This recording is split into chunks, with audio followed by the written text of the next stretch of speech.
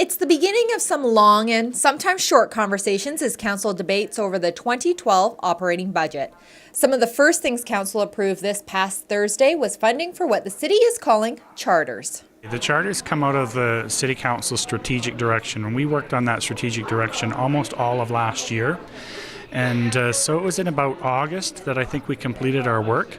And out of that work, we had 6 areas of focus. And each of those focus areas will be turned into a work plan, which is being called a charter. There are 6 charters: safety, dialogue, identity, movement, design, and economy. Essentially, each charter has a theme and acts like a roadmap for Council that will guide Council over the next 3 years. Although funding was approved by Council, one councillor was outspoken about his vote against the charters.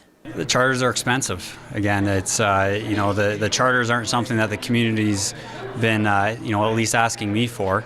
I think strategic planning is important, but a lot of those costs, it's administration. We have a huge administration. We've added over 700 staff in the last 7 years. So I think we need to absorb the strategic planning and this administration within existing department budgets. We can't be adding this over and on top of. I think the work's important, but I think we need to reallocate the resources to where the community wants it the most. Right now, that's transportation and policing.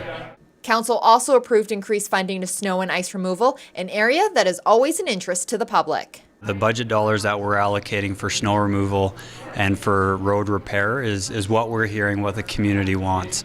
Approval and funding was also given to rising costs of spring cleanup, increased fleet costs, and a new rescue truck for emergency services, as well as continued funding to the Red Deer Regional Airport Authority, the Aboriginal Employment Initiative, and the Ipsis Reid Municipal Survey. Today was a tough day. We didn't do a lot of movement, and the dollars that we seemed to focus on were small dollars. I do think, though, that putting dollars into needs such as snow removal, we heard the public loud and clear on that. Policing will be tomorrow, so that will be a challenge, and having a safe city.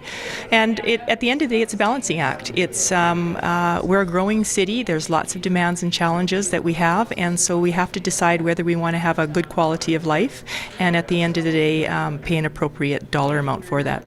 For Shaw TV, I'm Tasha Chiu.